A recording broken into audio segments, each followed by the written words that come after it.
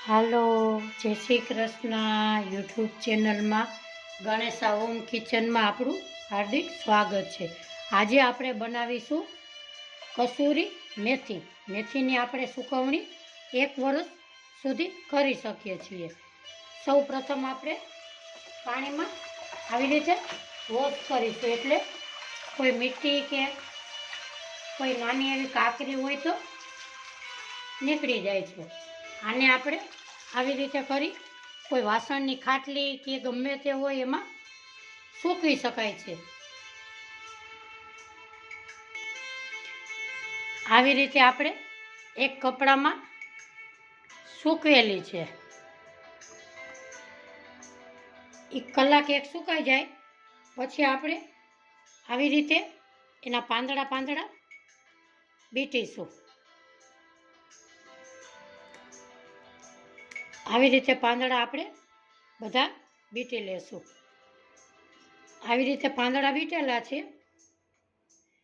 તમારે ઉનાળામાં ક્યારેય મેથીની પણી ન મળતી હોય તો તમે આને 5 મિનિટ પાણીમાં પલાળી દો, એટલે થેપલામાં, ભજીયામાં અને ઉપયોગ થાય છે.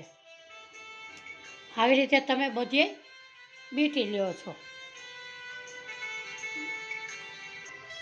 પછી આપણે એક કપડું પાથરેલું છે, એની માથે આપણે આવી રીતે સૂકવશું.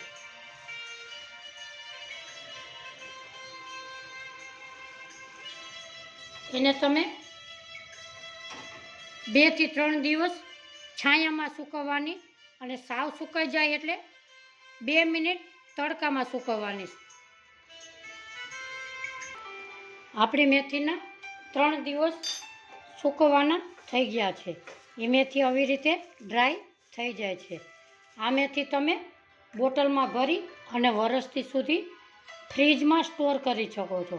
તમે બહાર રાખો તો પીળી પડી જાય છે, અને ફ્રીજમાં રાખો તો એકદમ ગ્રીન રહે છે. કસૂરી મેથી તમે પંજાબી શાક કરો ત્યારે આવી રીતે કરી અને પંજાબી શાકમાં તમે નાખી શકો છો. આવી રીતે સ્ટોર કરી અને ફ્રીજમાં તમે ભરી શકો છો. જીપલોક બેગમાં ભરી પણ તમે ભરી શકો છો. આવી રીતે બોટલમાં પેક કરી અને તમે ફ્રીજમાં મૂકી શકો છો. આજની મારી રેસીપી તમને ગમી હોય તો લાઈક કરજો, શેર કરજો, સબસ્ક્રાઈબ કરજો. ફરી મળીશું નવા વિડીયોમાં. આવજો, બાય.